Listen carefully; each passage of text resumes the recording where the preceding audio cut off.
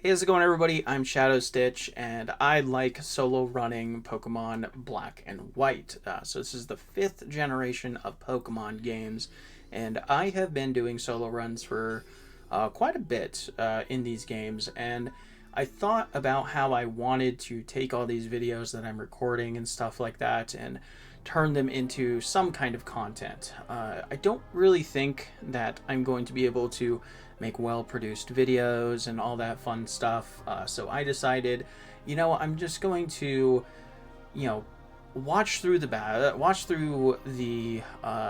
run, a little bit of speed up, so we're not here forever, and I'm going to just talk about it.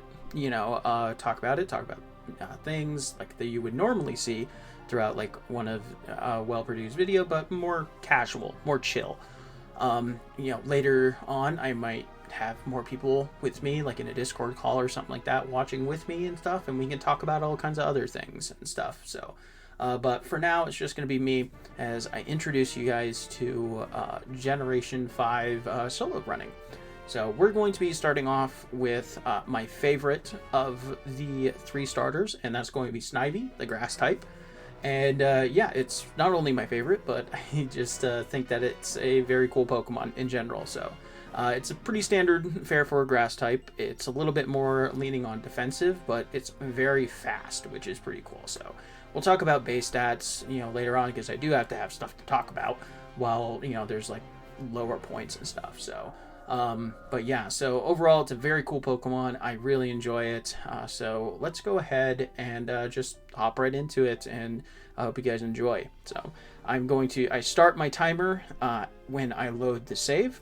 So we're going to go ahead and skip right ahead to when actually we start.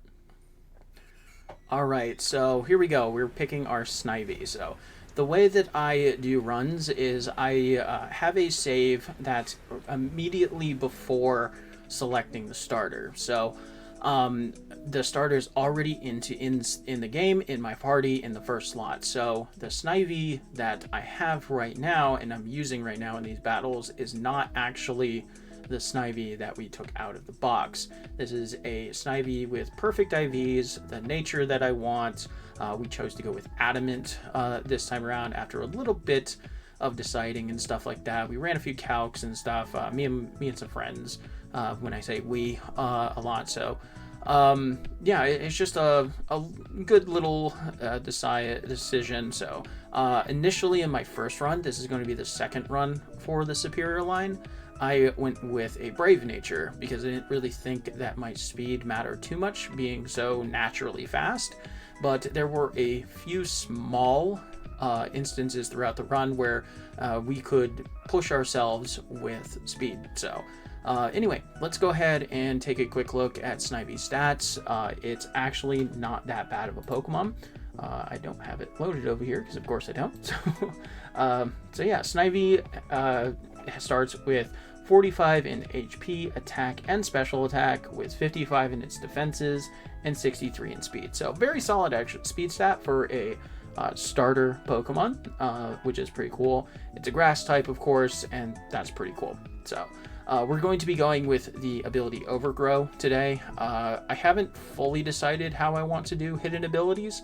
I know that there were some available through the Dream World in the original Black and White, but I don't know which ones. So like my gut is kind of saying like I'm probably not going to worry about hidden abilities because I want to like the Pokemon that is available is there. So as we're going to take a quick break from that, so we got N right here. We are the medium fast growth rate, so we do hit level 6 off of those 2 trainers, and now we hit level 7 where we learn our first grass type move, but unfortunately it's Vine Whip. Vine Whip is absolutely terrible, so it's 35 base power, but at least it did get a little bit of a PP boost compared to previous generations to a massive 15. So it is just barely stronger than the buff tackle in this game. So everything is pretty standard up till now. We don't really have to worry about too much. We have good natural defenses, so we're just going to do a little bit of training on this route and get some levels and moving on. So I bring up hidden abilities though because Snivy has the hidden ability Contrary, and it is a very good ability, but I know that this ability was actually never given to the entire Snivy run during the course of Black and White. It's maybe something that I can do in the future, be like kind of like a fun little extra thing. But I don't really see myself using hidden abilities on most, if not any, Pokemon in the near future. So, yeah. Snivy here is going to be taking out Bianca. We're easily over-leveled. I like just getting all the experience there on that route. Makes it nice and easy. Lots of good trainer experience. And this is also the generation that they introduced the new experience formula. So if you are closer to a opponent's level, you actually gain a little bit more experience and bonus points if you are under their level whenever you attack them. So it's always best to try to be as close to a level to gain experience as you can, because we are funneling all of our experience into one Pokemon. That's not always the most feasible. But as you're going to see here, I'm going to be doing a little bit of grinding so I can get to level 13 and get Growth. So Growth is a fantastic move. In previous gens, it only boosted just special attack, but they changed it in this gen, so now we get to boost our attack and special attack, which is very cool. So, and we are going to be taking on Sharon. This is our first run-in with a super effective move, but as you can see, we have just good natural defenses, so we're able to finish it off pretty easily. The only thing we really have to worry about there is like a burn from Ember, but just a quick reset, and that's okay. So honestly, like if I have like a reset within like the first split, I'll usually just suck it up and just restart the whole run. Like it's 10 minutes in, it's not too much time sunk into the run. So there's that. So for the most part though, if I get past the first gym, I will take the reset and just keep moving on. But yeah, so that's not really a practice that I started too early on in doing these runs though. That's just kind of something that naturally came over time after doing Pokemon that were struggling more and more in like potentially the first split. But for now, as we're going to see, Snivy is not really going to be one of them. So we set up a couple times with Growth. We slap a few Vine Whips. Pansear does actually outspeed us, but we are able to just knock it out with some tackles, because Chili and the whole trio there really likes setting up workup. So and with Growth being set up on the Lillipup, we get to boost our tackle and we're good there. So we don't have to worry about that. Fun fact here, this tree is the only mandatory usage of an HM in the entire run. We have to do that, and that's why we grab the monkey. So all the monkeys can learn Cut. Now, I didn't fully incorporate my HM users and how I wanted to do them in these early runs. This is, of course, like the first run that I did was with Snivy and Serperior. And so I didn't fully have HM users planned out. I do allow myself to catch HM users, but of course I can only use Snivy in battle. So there's that. So I do use Pampor for Surf as well later, but I later on decided that not every Pokemon is going to get access to Pampor, right? So I think that the monkey needs to be saved just for Cut, and then I will have to catch another Pokemon for Surf, and then I will need a Flyer, of course, and then much later on, I actually decided that I wanted to incorporate a Pokemon for Strength as well. So there's that. So also, fun fact, this is the only mandatory double battle as we learn Leaf Tornado. So Leaf Tornado is Snivy's signature move. It is a awful move, so 65 base power, but with 90% accuracy. However, it does have a chance to lower lower accuracy, which is pretty cool. I believe it's a 50% chance. So once again, he's a little closer to our level, but we have Leaf Tornado, and that's pretty good. So there's that. So here we go. We got Woobat. So this cave is great because not only we get to have use of our Dusk Ball in here, but only Woobat, which can be our flyer, and Boldor, which can be our strength user, are able to be caught, which is cool. And like I said, we have to fill the team anyway, so that is great. So we're able to jump all these plasma dudes, finish out their Patrats. The Patrats can be a little bit annoying because they have detect and stuff like that. So it wastes a little bit of time, but nothing too bad. So I'm really close to 17, so I actually take this knockout and we're able to evolve up into Servine, and that is awesome. So Servine is a little bit of an upgrade for sure. So we have 60 in our HP attack and special attack, 75 in both defenses, and 83 in speed. So that's pretty cool. So it follows the same exact blueprint pretty much. Gives us a marginal increase to attack, a decent increase to our defenses, and a solid increase to our speed. But we're, for the most part, outspeeding everything anyway, so it's not really that big of a deal. So Pinwheel Forest is pretty cool here. These nurse trainers are almost always really solid to gain a little bit of experience.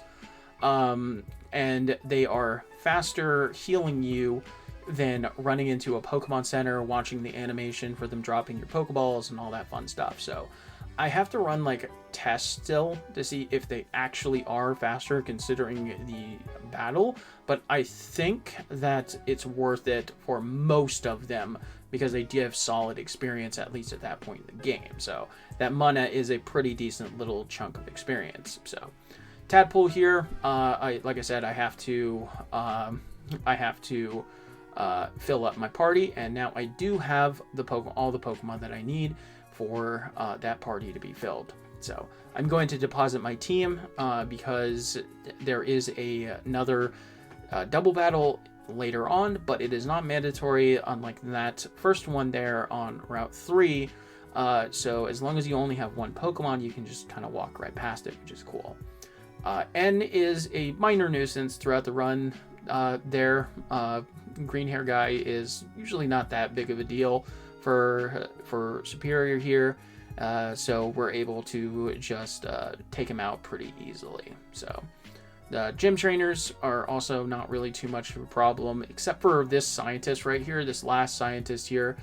She does have a Herdier, and Herdier is a pretty solid Pokemon for this point in the game. So she also starts with an X defend.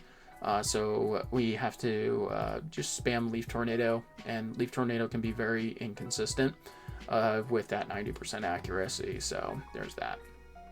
So I set up growth. I probably only needed one, but it is what it is. So I can get through these Lillipups faster, and we level up to 20 and get Leech Seed, which is pretty solid. So passive recovery is always really nice, and we're able to do that. So. And just like that, 23 minutes in, we are face-to-face with Lenora. So Lenora is definitely the biggest hurdle to the early game. As you can see, her Herdier starts off with Intimidate, so anything using physical attack is definitely very problematic. So yeah. But we're able to get Leech Seed. We do go down to 1 HP there. So I did maybe push it a little close, but it did push us into into Overgrow range, getting us a boost to our special attack, so we're able just to one-shot the Watchog on the following turn.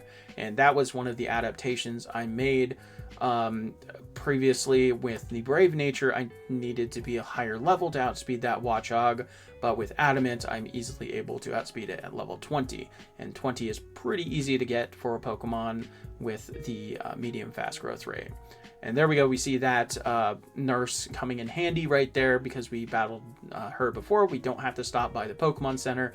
We can just stop right there and grab a free heal. So we forgot to drop a Repel. So I'm going to run in here and grab the Big Root. So the Big Root's a pretty cool item. We will gain a extra amount of HP from any sapping move, basically. Think of things like Giga Drain, Leech Seed, stuff like that, which is pretty cool. So I don't think I end up actually using it too much during the run, but it's an option, and that's pretty nice. So we got this guy.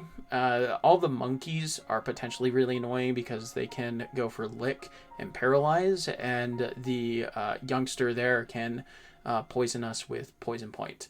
So this is the only mandatory ranger, though, but the other two rangers are sometimes worth battling because they give you Pecha Berries, which are pretty cool. So and could potentially be very useful in other fights as well. So that's pretty nice. So, and hooray for paralysis and accuracy shenanigans.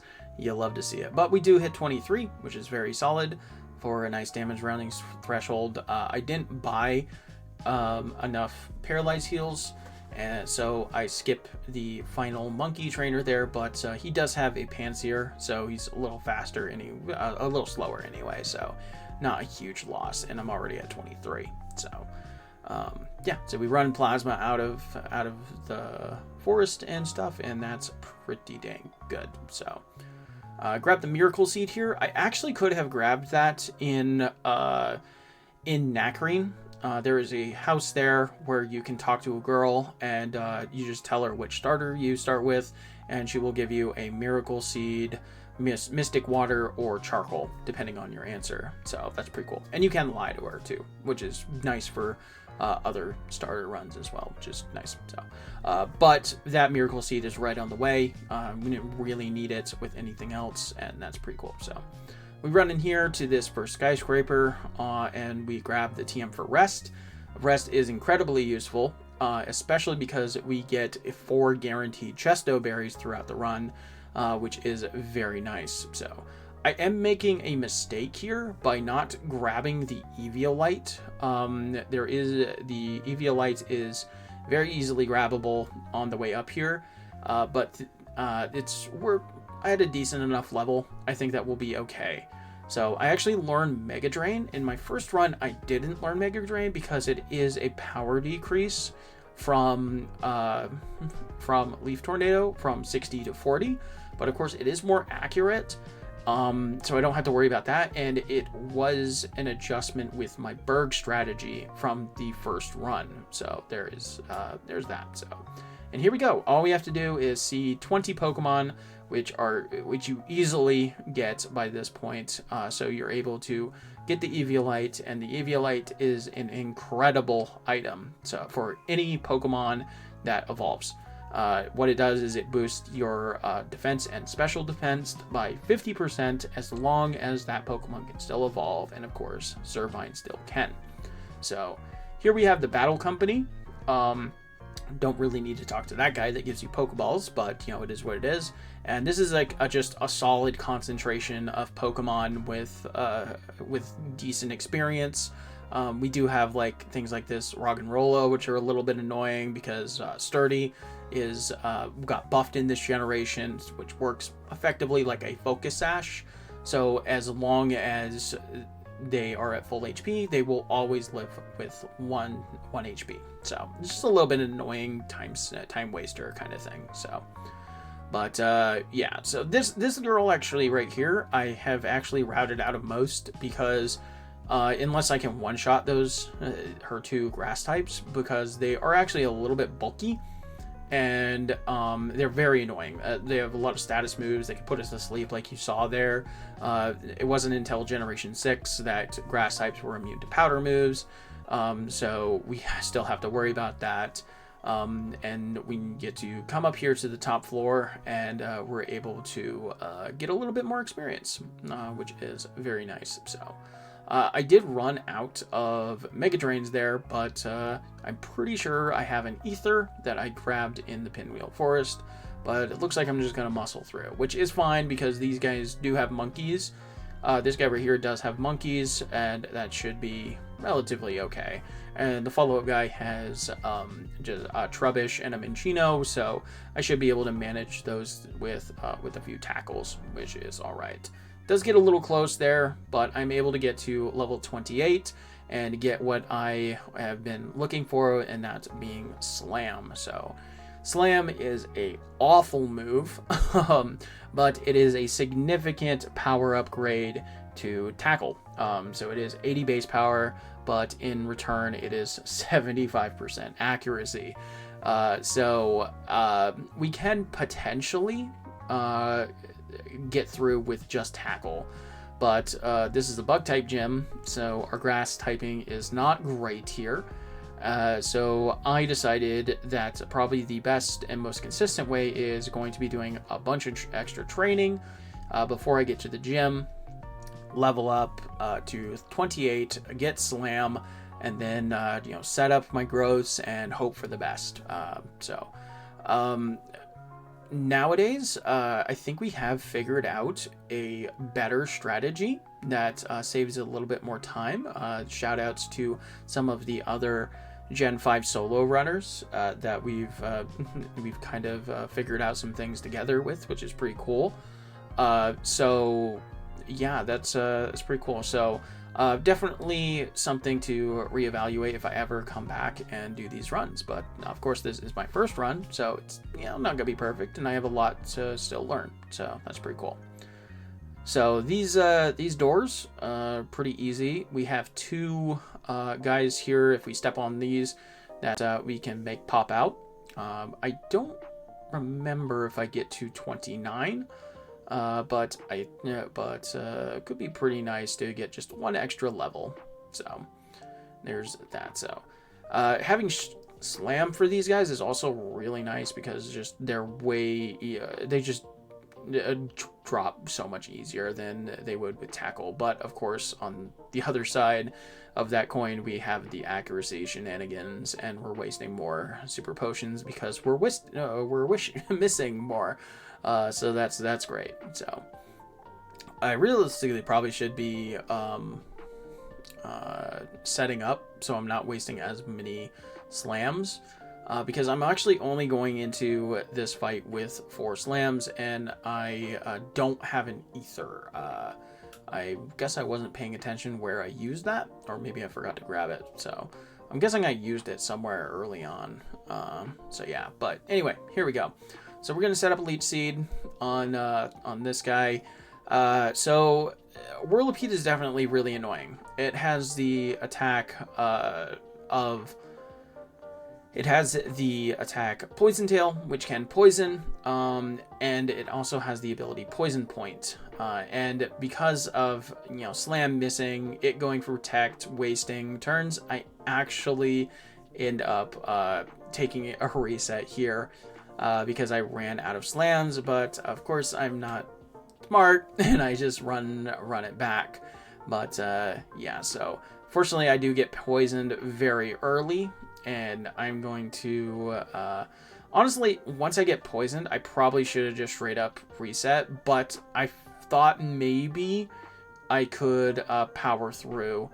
Unfortunately, I just barely miss out on the KO, and then Serperior-line drops once more. So yeah, not great here. Poison Tail poison is definitely really annoying. Thankfully we're dodging it so far, which is pretty cool. Poison Tail can actually also miss, who would have figured, and so can Slam, and that's what causes that one. I believe Poison Tail's 90% accurate, so it definitely can miss, but it is what it is. So I definitely think that we have a better strategy here that we found out in from another solo runner. Forgive me, I forgot who it was, and that's using Rest and the Chesto berries that we get. So instead of Leech Seed, we use Rest to heal, which is very nice. But yeah, so we're kind of just beating our face into this brick wall, hoping we don't get poisoned, hoping we don't get crit. I just take the reset there. We get crit for a ton of damage, and we're able to, and we just reset. We just can't really get through that. So, but yeah, so finally though, I believe this is the last one. We do get crit, and get brought down to 10 HP again. Giga Drain to heal up a little bit on the Dwebble. Struggle Bug is pathetically weak, so I actually get one more workup in and get the one-shot with Slam on Levani. So a little bit sloppy there. Like I said, could have been optimized a little bit more, but you know, it is what it is. And definitely needed better PP management in that case. So because now I have to go back and heal before I move on to Bianca on Route 4 here. So Route 4 Gatehouse Bianca is pretty much a joke. You're almost always significantly over leveled compared to her at this point. So you just kind of just plow right through her with almost any Pokemon that you're using, which is very nice. So easy peasy. Moving on, we get level 30, which is nice, our next damage running threshold, and we get to run into Sharon. So this fight can get a little bit annoying because we do have the permanent Sandstorm.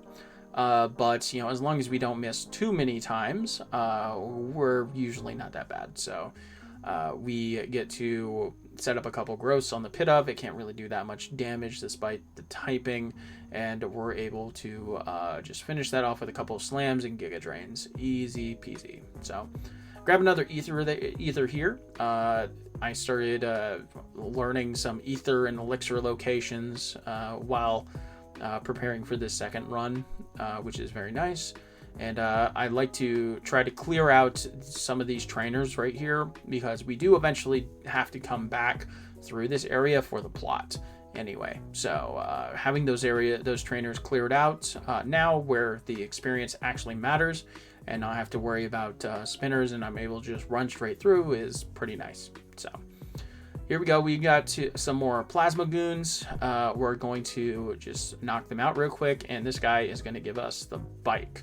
So I don't necessarily have an inherent rule against using the bike, but my movement's already pretty garbage, so I'm usually going to just not even bother using it. So, but we also get the return TM, and the return is amazing. So return, while we're going to do a little bit of Pokemon dress up, is a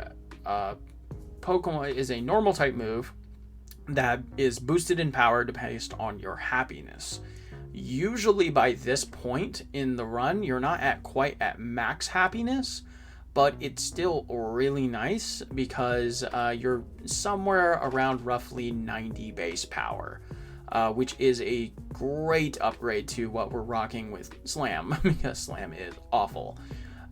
So yeah, so I get to run over here to get a little bit of extra training, but most importantly, we cut that tree and grab a rare candy. So, and why have I not taught return yet? I don't know. So I'm not very smart. So, but we also hit level 32, where we get Leaf Blade, which is also very awesome. So here we go. Now we have gone from 2 very mediocre moves to 2 moves that we're pretty much going to have throughout the entire game. Leaf Blade and Return, 2 very solid moves, and now we get to ride a Ferris wheel with N. So I honestly didn't really know why the text was blank here until somebody pointed out I must be using instant text. So I don't know if I accidentally patched that onto the ROM before I started doing these runs, but every single run I have used with the instant text. So there's that. So, but yeah, so Sigilift does end up using Whirlwind to phase us out. My rule is either I have to reset immediately or just immediately switch out into the starter that I'm on. So thankfully, Sigilift didn't go for Air Cutter, which is pretty cool. So very nice. So all right, so the gym here definitely can be a little bit annoying.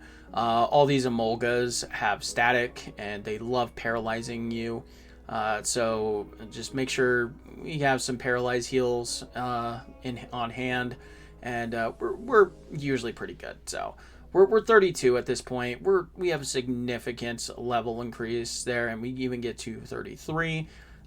So we don't really have to worry too much outside of some insanely bad Paraluck. So there's that. So still one of the coolest gym designs, though, for sure. I definitely really enjoy this gym. It's a very cool design overall. I do wish, though, if you did ever have to leave, you didn't have to do the whole gym again.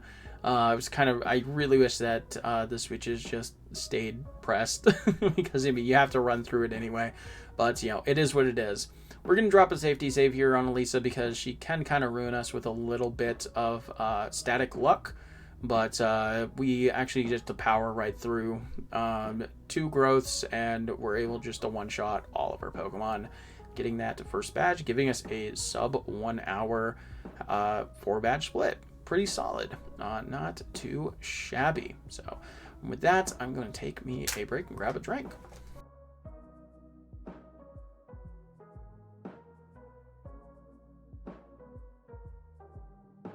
All right, so next up we got Sharon. Again, we have just a massive level advantage.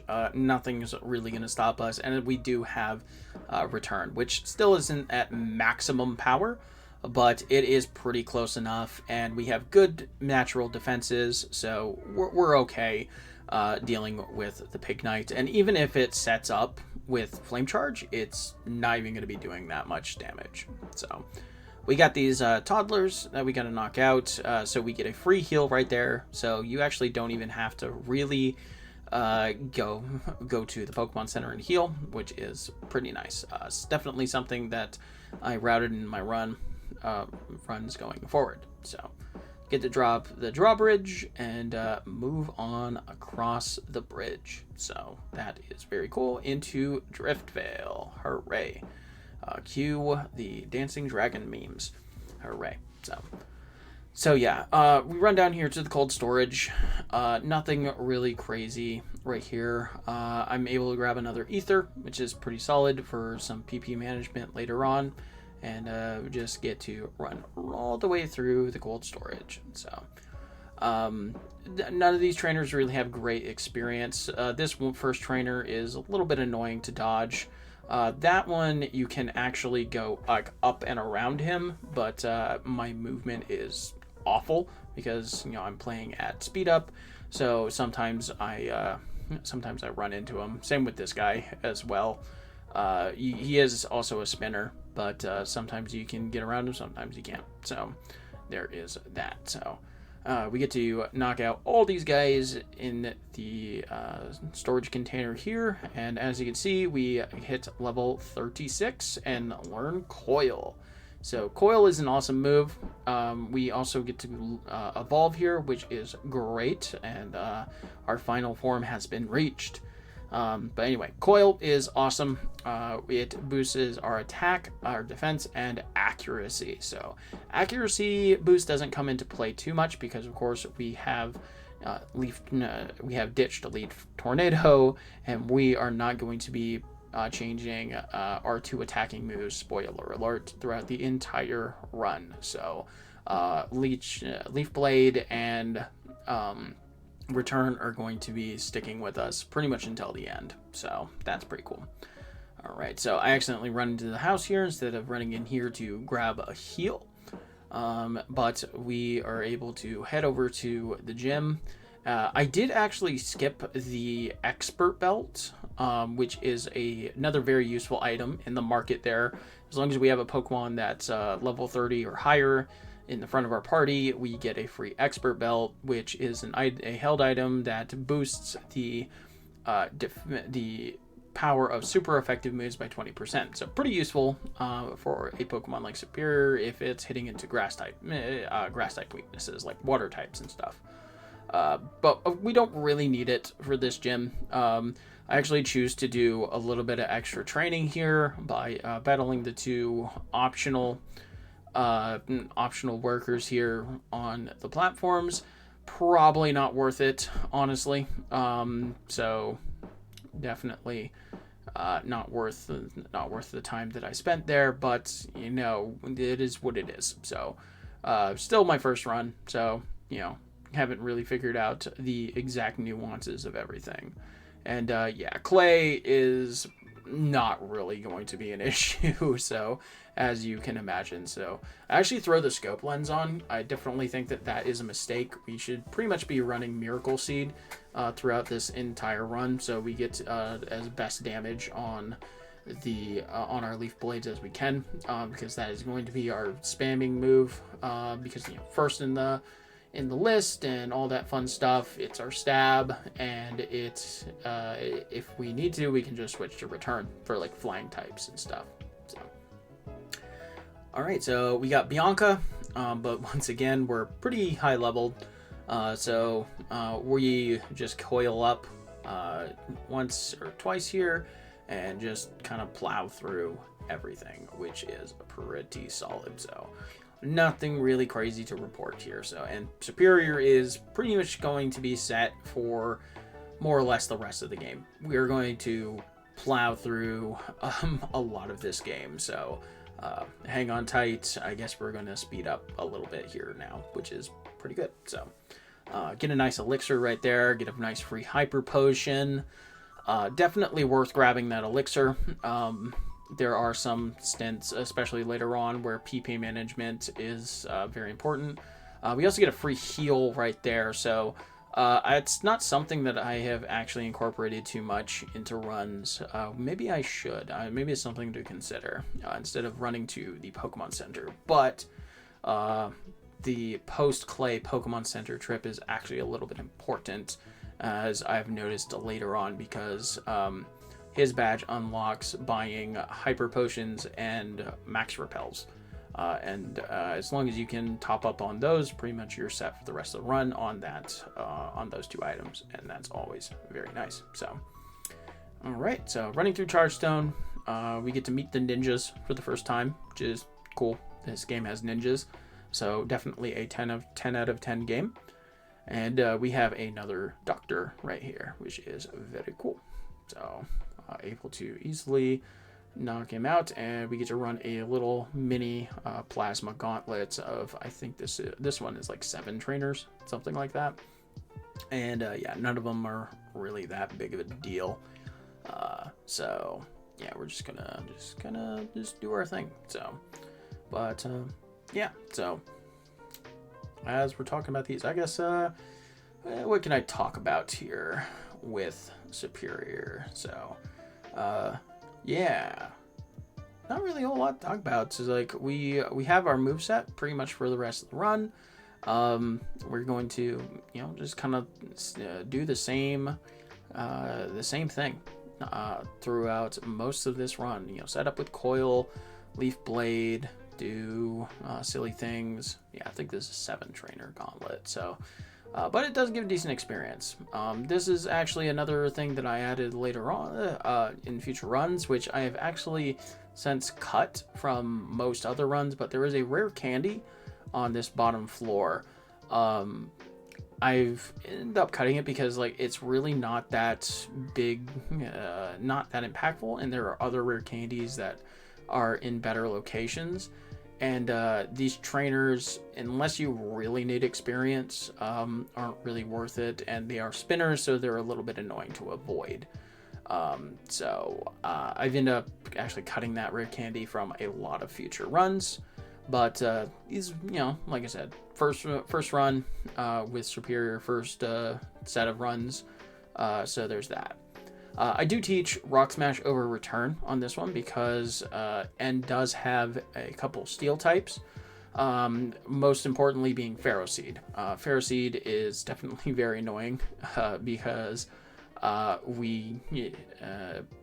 it 4 times resists Leaf Blade, and it is incredibly physically defensive. But with Rock Smash and a couple coil boosts, we're able just to knock that thing out pretty quickly, which is very cool. So.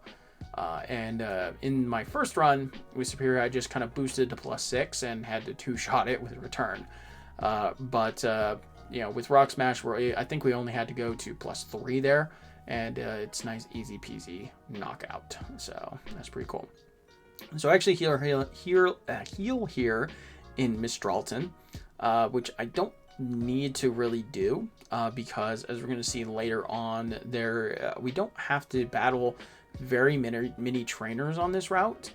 unless you accidentally walk in front of a ranger, but like I do right here, but it's not a massive deal, I suppose. So we're going to go ahead and just knock him out. Simipour does a decent experience, I suppose, so that's not bad. But we're going to come up here, and this is actually the only mandatory trainer in the entire tower. So, and he's not really that big of a deal outside of the Sigilif, which I guess could potentially crit Air Cutter or something, maybe. Get a free Hyper Potion right there, which is pretty cool. This tower is very interesting because, as you can see, these spinners, they were supposed to be just natural spinners like you would see on anywhere else, but they were improperly coded. So anytime you press B, they will spin, and you can take advantage of that to get past them, as well as these ace trainers right here have the same quirk. There's also a nurse there, which has a Alamomola, another decent chunk of experience, and a free heal. So definitely some worth running into there to get that nice heal. And now we have the Flying Gym. So you'd think that the Flying Gym we might struggle against, but have you been watching this run at all lately? It doesn't really matter because we are able to boost and just plow right through everything.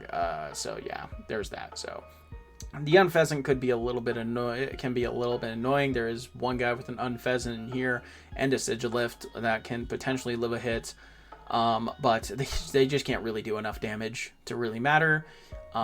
So there's that, and we can just coil and just do shenanigans and stuff like that. We actually get to hit 44 before Skyla, which is very cool. So this Swoobat actually has attract, which is definitely really annoying. So something that I need to consider for future runs potentially is if I do need to set up on that Swoobat, or if I can't get a one-shot on that Swoobat, then I actually need to make sure I have a good gender that is not going to actually stop me there. So, but anyway, Skyla, she does have acrobatics. It's a pretty strong move. It's effectively 110 base power if she's not holding an item. So pretty strong, but we're able to boost with Coil. We're able to heal with Leech Seed, and have a few returns and a Leaf Blade on the Swanna, and yeah, nice easy peasy win there. So yeah, I did lose once in the first attempt because I got crit during my setup, but that's pretty much like the only way that you're getting a setup, getting a reset there. So yeah, definitely do anything you can to avoid that one ace trainer right there, because he is a triple battle in one version and a rotation battle in the other, and they are both insanely slow. So we have another battle here with Sharon, and once again, who would have thought, he's not really that big of a deal. It is actually raining on this route, but it doesn't really matter too much for this one. I easily would have lived any hit that he goes for, but definitely something that I want to maybe look into in the future to make things the most fair, to try to not give any Pokemon any advantage over another just because they got good weather in their setup, in their run. So yeah, but now we got Twist Mountain. Twist Mountain is pretty cool. I like this area. I think it's a really cool concept because during the winter it looks completely different, but also during the winter it has a much faster route through. So I don't like, because my first runs here I did not use that winter route. Despite it being much faster, I have decided that I will not use the fast winter route for any of my future runs, but yeah, that means that I'm effectively locked out of using the winter palette or playing during the winter seasons, and that's a little bit annoying for sure. So also, like, the winter palette looks really nice, but that's something maybe I can discuss in a later video or something like that. So But we do run into this guy with the sock. He is a little bit annoying to dodge, so not that big of a deal. And here we go. We are in Icarus City, so very, very cool. So I do get a heal here. I don't know if this one's actually necessary, but it is what it is. And we're able to take on the gym. So once again, a gym on paper that should have an advantage, but we're so over-leveled compared to what they got going on, and Ice is just not a good type. So, and the ice options that are on display in this generation just aren't the best. Like, don't get me wrong, I like Beartic as much as the next guy, but it's slow, it's not that bulky, and sure, it hits super hard, but when you lead off with a vanillish that can be easy setup fodder, then it's not that big of a deal.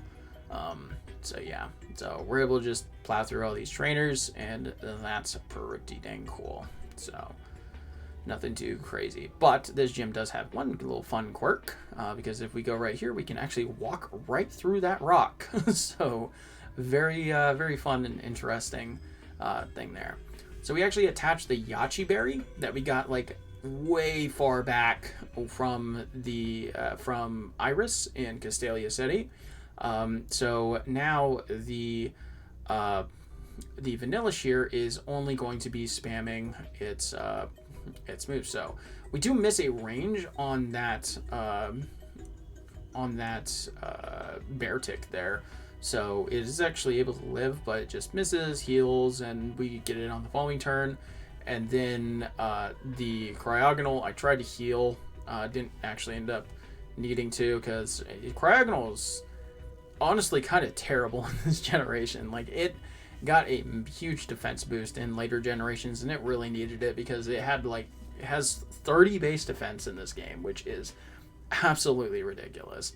So, but yeah, so now here we go. This is our first, our next big plasma gauntlet. So I'm going to go ahead and grab me another drink of water as we get into this one.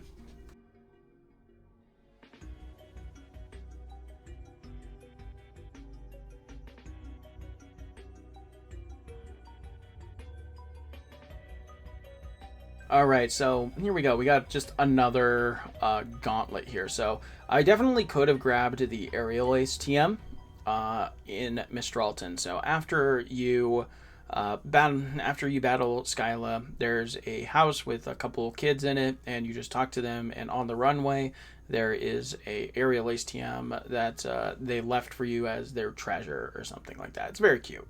But I don't really think that we need Aerial Ace in this run, because I have a better plan, and in general, like, Stab Leaf Blade is stronger than any super effectors. Aerial Ace, just the way that the math works out. So a very important max elixir right there to grab, very free, and as far as I know, it's the only one easily on your way in the game. So definitely very useful for any kind of PP management problems that you're having, which is pretty cool.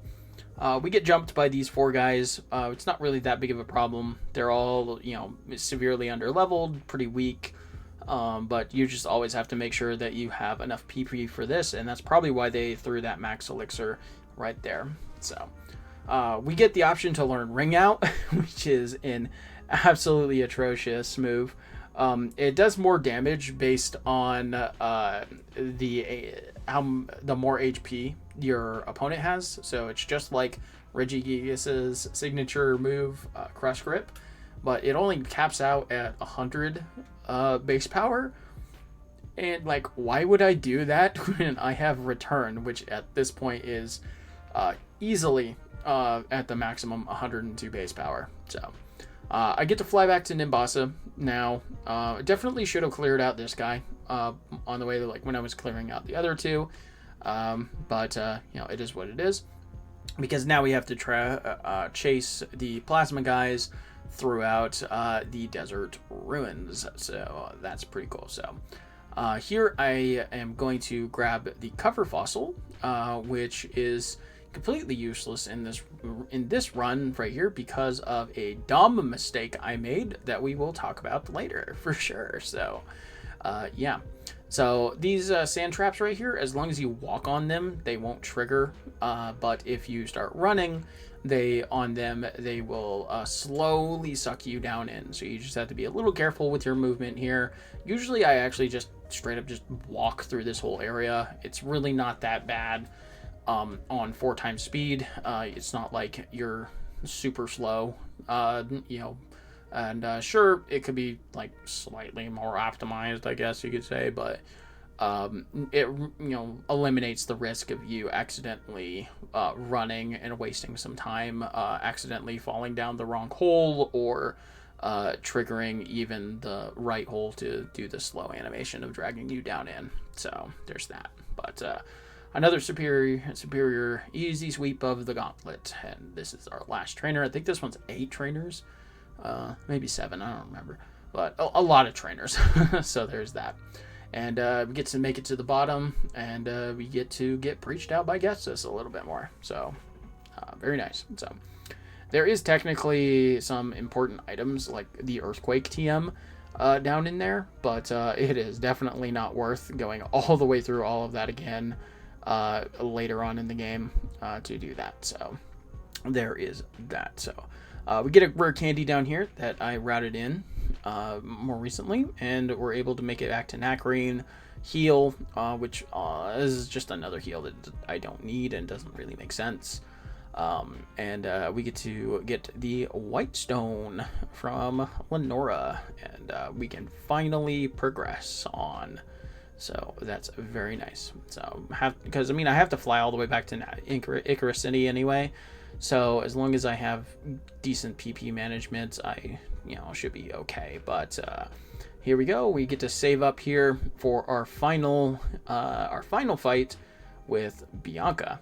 So once again, her team is not really that big of a deal, but it is also raining on this route, so definitely something that I'll have to look into about trying to make it the most fair. But it doesn't really matter too much for this battle. The Musharna does barely live and just wastes a little bit of time with some full restores, but it is what it is. So there is that. So now we get to run across this bridge, get jumped by the ninjas once again, and talk to a little bit more by Getsus. Hooray.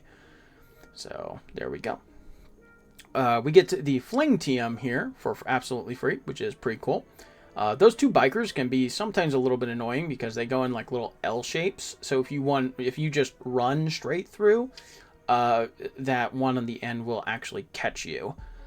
So you got to slow down just a little bit so he doesn't catch you as he's turning there. So, but we get to get a nice lore dump from Iris and Giga Chad Drayden, and in black and white we get to fight Drayden or Iris depending on our version.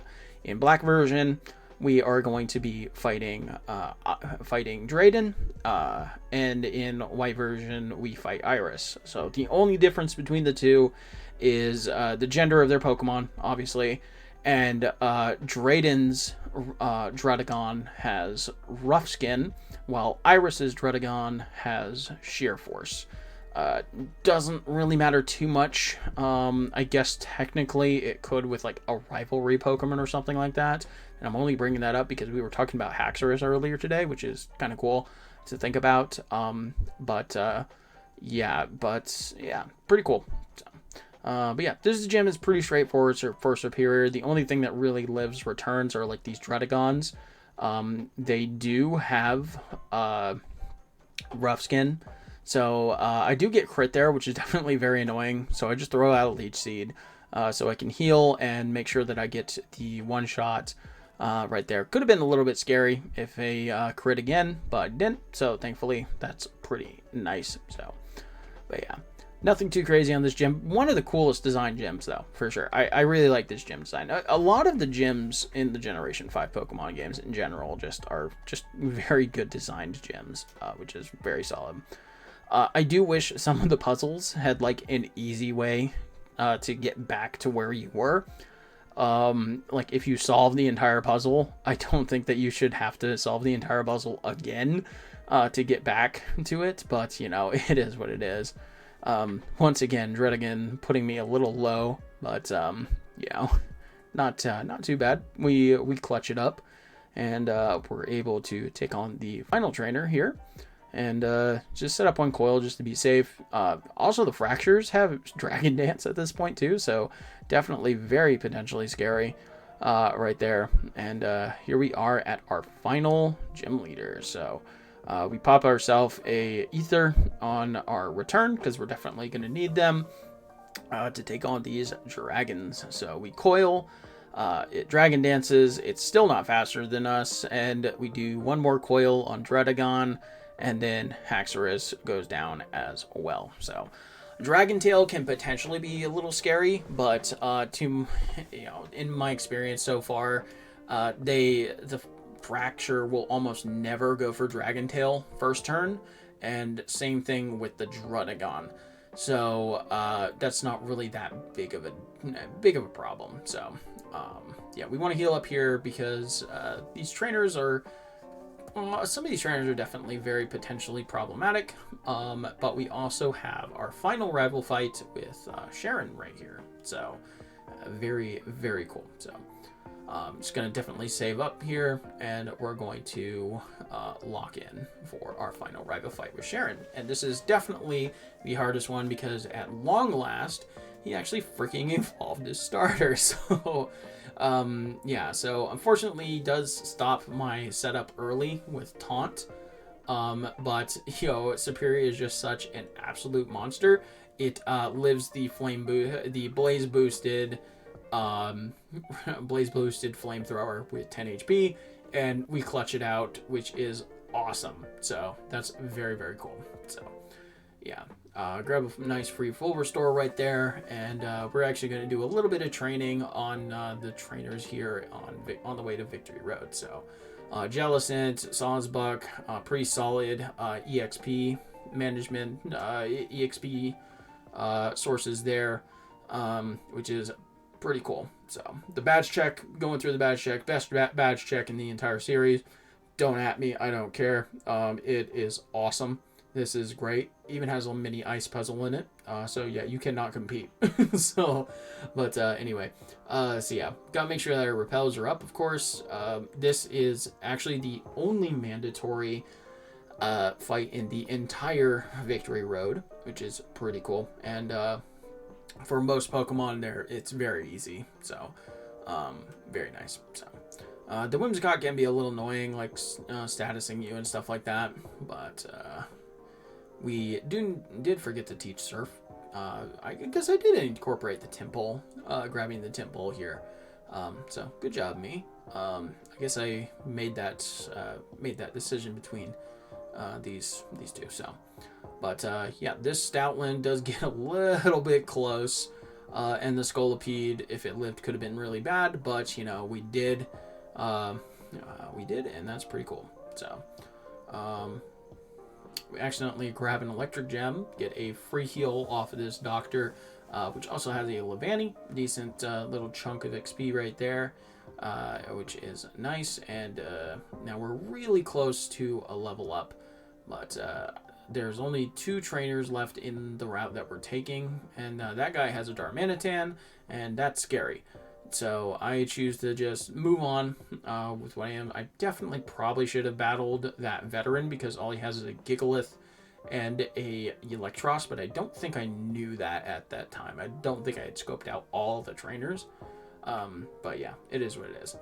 So full restores, grab my full team because I need it for the end fight. And now we get to see my biggest mistake. For some godforsaken reason, I thought Serperior could learn Fling. I don't know why. Serperior has never, and to this day, still cannot learn Fling. I don't know how my wires got crossed here, but because of that, my plan for Chantal is completely thrown out the window. So I do learn Dragon Tail over return because I do need a backup just in case of Cursed Body from Jellicent. This Cofagrigus is a little bit annoying because it does have Will-O-Wisp, and it takes away our ability thanks to Mummy, and I'm not able to set up enough to one-shot the Chandelure with my boosted Leaf Blade. So yeah, I was definitely a little flustered here, so I play incredibly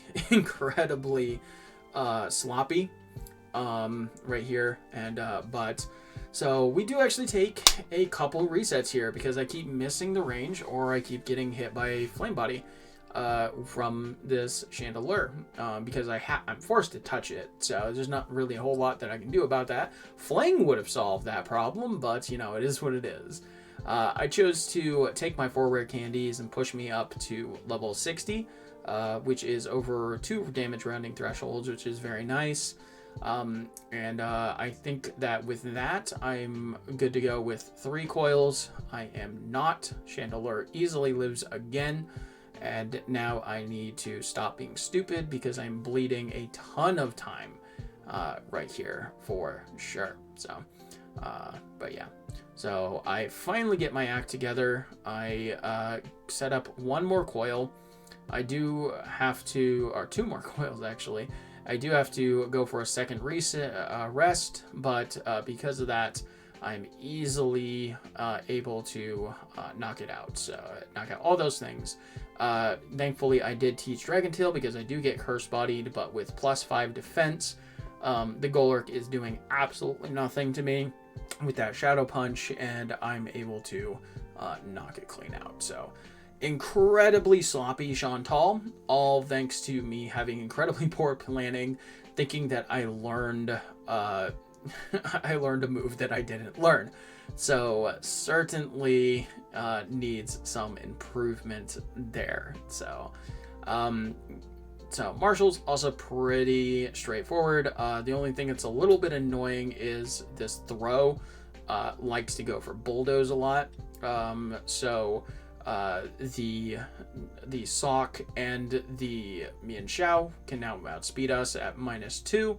If we were at -1 thanks to Adamant as opposed to Brave, we would have actually been faster, which is a little crazy, but you know, not that crazy, which is cool. So, but despite all that, we're able just to power through, knock out all his Pokemon with Leaf Blade, and who would have guessed Caitlin's going to be pretty much the same thing. So, our good natural defenses are able to let us get a couple set up. We're easily in overgrow range now.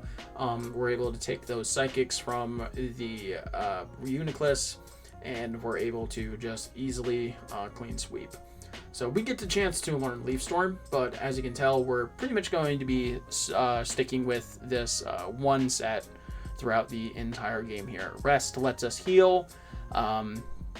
Leaf Blade and Return are pretty much all the offense that we need, and the coil is good. I actually do play a little too fast here, and I forgot to teach Rock Smash over Return because he does have this Bisharp. So, and because of that, I have to 2-shot it with Return as opposed to 1-shotting it with Rock Smash. Not the biggest deal in the world, but is a little bit annoying and definitely could be something that I fix later. But so there we go. Beat the league at just over 2 hours, and now we get to head into the finale of the game. So unlike most Pokemon games, the finale, it does not include a champion fight, but instead End summons a gigantic castle out of the ground somehow, and we have to chase him through it to go finish him off and stop all the chaos that he's sowing. So yeah, we chase him into the castle. All the sages and all the gym leaders show up. By the way, they animated that scene in like one of the special like mini series, and that was just super cool. So go check that out if you haven't already, which is awesome. So we get to get one last free rare candy right here, which we will pop right there, pushing us to 63 over another damage rounding threshold, and that is pretty much all we're going to be able to need for this final these final 2 fights right here. So we have N is going to summon his big old black dragon, show off a little bit, and bust the hole through his wall. And that finally lets our dragon wake up out of the little white stone, which is cool. So, and this is why we need to make sure that our team is filled by the time we get to this point, because if we don't have a full team, the dragon will be forced onto our team and will always be put into the first slot of the party, which means that our superior will not be able to be at the start of the battle, which is what I want. But because my team is full, I can deny adding it to my team. It goes straight to the box, and we're able to take on N with Superior in the lead. So, this one's pretty straightforward. I just coil up all the way to +6. Zekrom is just an easy one-shot, and so is pretty much everything else with Leaf Blade or Return, even the resisted Cling Clang. So, Caracosta here does have Sturdy, so we just slap it with a Return, which does not trigger its healing items, and we're able to easily beat N, which is awesome. So, and last but not least is going to be Gatsis, which is going to try to put a stop to us for sure. So, his Copper Grigus is definitely a little bit of a troll. It has Toxic and Protect.